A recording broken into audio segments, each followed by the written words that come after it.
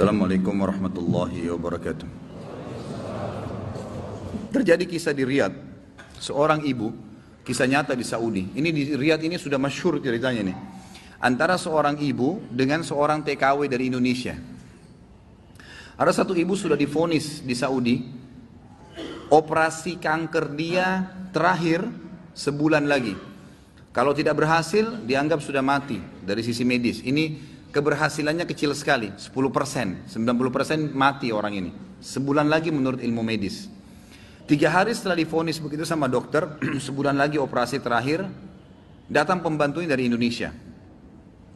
Seminggu pembantu itu kerja, bagus sekali kerjanya. Masya Allah bersihin rumah, masak segala. Tuan rumahnya ini senang. Tapi selama dia kerja seminggu, ada satu perilaku TKW ini, membantu ini, yang selalu membuat tuannya mau nanya sama dia tapi nggak enak. Akhirnya setelah seminggu itu ditanya, ternyata dia kalau siang hari, habis selesaikan kerjaan semua, habis siapin makan, dia masuk kamar mandi, lama di kamar mandi pembantu ini. Nggak tahu buat apa gitu. Pas dia keluar dari kamar mandi, setelah seminggu ditanya sama majikannya, maaf saya mau tanya, kenapa kamu ini setiap masuk kamar mandi, lama, ngapain? Langsung nangis tiba-tiba TKW itu menangis, pembantu itu menangis. Dia tanya kenapa kamu nangis? Dia bilang ceritanya begini sebenarnya.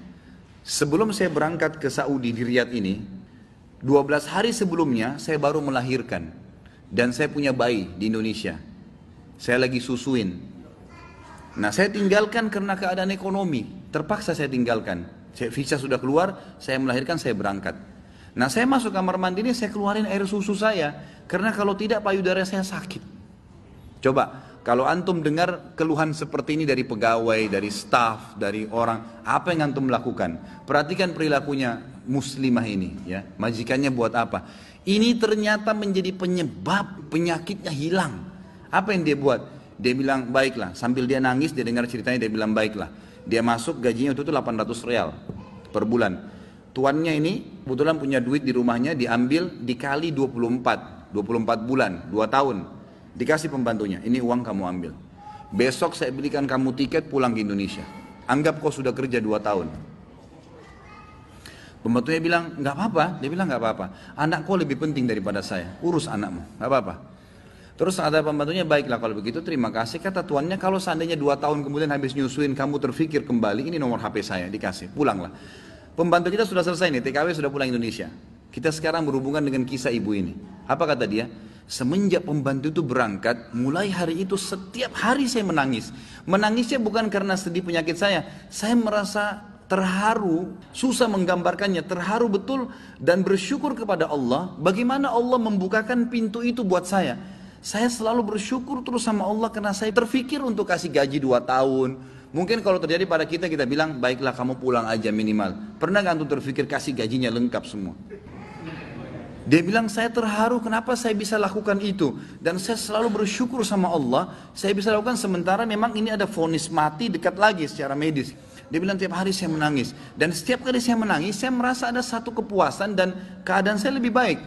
Ringkas cerita, tiba masa operasi, ditelepon rumah sakit, disiapin semuanya alat operasi. Tiba di rumah sakit, dicek sebelum operasi. Dokternya duduk setelah cek di kursi lalu bertanya, kamu berobat kemana sebulan ini? Kata ibunya, saya nggak berobat kemana-mana. Kamu tahu nggak? Kanker kamu nggak ada.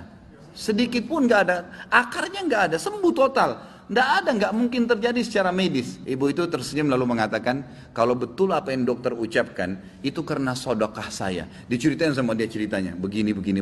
Dokternya jadi nangis. Dokternya bilang apa? Subhanallah, yang telah membukakan mata hati saya, ternyata yang menyembuhkan bukan obat sama dokter. Tapi siapa? Allah subhanahu wa ta'ala. Ambil pelajaran ikhwas sekalian. Ternyata amal-amal soleh itu bisa membuat kita keluar dari masalah. Abdullah bin Umar dan Abdullah bin Abbas radhiyallahu anhum ajma'in, itu kalau beliau sedang menghadapi masalah dan tidak pecah, beliau keluar cari orang miskin dan sedekah. Keluar bertawassul dengan amal soleh. Seperti itulah. Mungkin sampai situ dulu, mudah-mudahan apa yang kita bahas bermanfaat dan menjadi tambahan ilmu buat kita. Assalamualaikum warahmatullahi wabarakatuh.